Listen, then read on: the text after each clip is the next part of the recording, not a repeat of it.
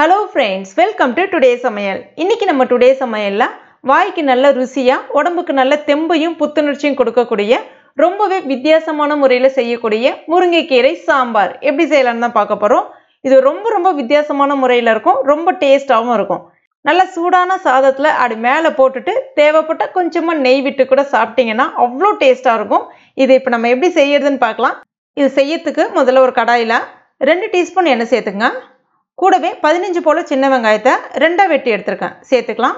சின்ன வெங்காயத்துக்கு பதிலாக நீங்கள் பெரிய வெங்காயம் கூட பயன்படுத்திக்கலாம். கூடவே ஒரு 5 பல்லு பூண்டையும் தட்டிட்டு சேர்த்துக்குங்க. அந்த வெங்காயம் கொஞ்சம் நல்லா சிவந்து வர அளவுக்கு வதக்கிக்கலாம். இப்போ பாருங்க, இந்த மாதிரி வந்த பிறகு ஸ்டவ்வை கம்ப்ளீட்டாக சிம்மில் வச்சுக்கோங்க.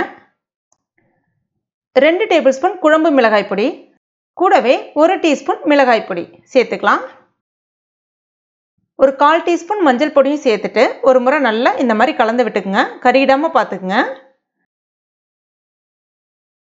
அடுத்ததான் 2 பெரிய தக்காளி பழத்தை நல்லா கையாலே மசிச்சுட்டு எடுத்துருக்கேன், அதையும் இது கூட சேர்த்துக்கலாம்.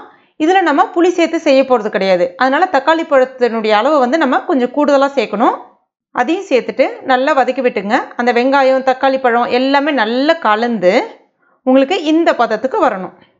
அடுத்ததான் ஒரு 150 கிராம் துவரம்பருப்போட கொஞ்சமாக எண்ணெய் கொஞ்சம் மஞ்சள் பொடி சேர்த்துட்டு நல்லா பூ போல் வேக வச்சு எடுத்து வச்சுருக்கேன். ஒரு கரண்டியை பயன்படுத்தி இந்த துவரம்பருப்பை நல்லா மசிச்சு விட்டுக்கலாம். இப்போ இதில் 1 கப் அளவுக்கு மட்டும் தண்ணி சேர்த்துட்டு கொஞ்ச நேரம் கொதிக்க வச்சுருவோம். இப்போ பாருங்கள், கொஞ்ச நேரம் கொதிச்சு வந்திருக்கு, அந்த பச்சை ஸ்மெல் எல்லாமே போயிடுச்சு. இப்போ இதில் அந்த கடைஞ்சி எடுத்து வச்சுருக்க பருப்பு சேர்த்துக்கலாம்.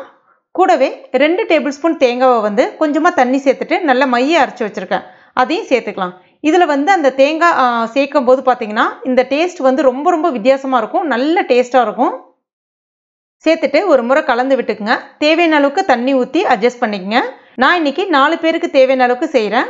கூடவே இதற்கு தேவையான அளவுக்கு உப்பு சேர்த்துட்டு ஒரு 2லேருந்து 3 நிமிஷம் மட்டும் இது நல்லா நம்ம கொதிக்க வைக்கலாம். இப்போ பாருங்கள், நல்லா கொதிச்சு வந்திருக்கு. 2 கைப்பிடி அளவுக்கு முருங்கைக்கீரையை நல்லா க்ளீன் பண்ணிவிட்டு கழுவிட்டு எடுத்து வச்சுருக்கேன். அதையும் தண்ணி நல்லா வடிகட்டிட்டு சேர்த்துக்கலாம். முருங்கைக்கீரை சேர்த்த பிறகு ரொம்ப நேரம் கொதிக்க வைக்கக்கூடாது, அதனுடைய பசுமை மாறிடும். ஏற்கனவே குழம்பு நல்லா சூடாக தான் இருக்குது, அதனால் முருங்கைக்கீரையை சேர்த்த உடனே ஒரு 2லேருந்து 3 நிமிஷத்துக்குள்ளே நல்லா வெந்து வந்துடும். இப்போ ஒரு 3 நிமிஷம் மட்டும் அப்படியே இருக்கட்டும். இப்போ பாருங்கள், 3 நிமிஷம் ஆயிடுச்சு. சாம்பார் நல்லா மணக்க ரெடி ஆகிட்டு இருக்கு. கடைசியாக இதுக்கு நம்ம ஒரு சூப்பரான தாளிப்பு ஒன்று கொடுத்துடலாம். ஒரு பேனில் 2 டீஸ்பூன் எண்ணெய், கொஞ்சம் கடுகு, கொஞ்சம் சீரகம், கொஞ்சமாக வெந்தயம் சேர்த்துக்கலாம். இதெல்லாம் நல்லா பொரிஞ்சு வந்த பிறகு ஒரு வரமிளகாய், கூடவே கொஞ்சமாக பெருங்காய பொடி சேர்த்துட்டு அந்த சாம்பாரில் நம்ம தாளித்து விட்டுற வேண்டியதான். அவ்வளோதான், மணக்க முருங்கைக்கீரை சாம்பார் ரொம்பவே வித்தியாசமான முறையில் ரெடி ஆகிடுச்சு. இதில் நம்ம அந்த தேங்காய் சேர்த்துருக்கோம்ல, அதனுடைய சுவை வேறு லெவலாக இருக்கும். கண்டிப்பாக இந்த மெத்தடில் ட்ரை பண்ணி பாருங்கள். அது மாதிரி புளி சேர்க்காம தக்காளி பழத்தினுடைய சுவையை நம்ம கொஞ்சம் கூட ஏற்றிட்டோம் அப்படின்னா இந்த சாம்பாரினுடைய சுவை வேறு லெவலாக இருக்கும். கண்டிப்பாக ட்ரை பண்ணி பாருங்கள். சாதத்தோடு பிசைஞ்சு சாப்பிடும்போது அதுவும் கொஞ்சம் நெய் விட்டு சாப்பிட்டிங்கன்னா இன்னும் ரொம்ப சூப்பராக இருக்கும். சைட் டிஷ் உருளைக்கிழங்கு வறுவல், இல்லைனா சேனக்கிழங்கு வறுவல், சேப்பங்கிழங்கு வறுவல், இதெல்லாமே ரொம்பவே பர்ஃபெக்ட் காம்பினேஷனாக இருக்கும். கண்டிப்பாக உங்கள் வீட்டில் ட்ரை பண்ணி பாருங்கள், ரொம்ப டேஸ்ட்டாக இருக்கும், உடம்புக்கும் ரொம்ப நல்லது. கண்டிப்பாக ட்ரை பண்ணிவிட்டு மறக்காமல் எனக்கு கமெண்ட் பண்ணுங்கள்.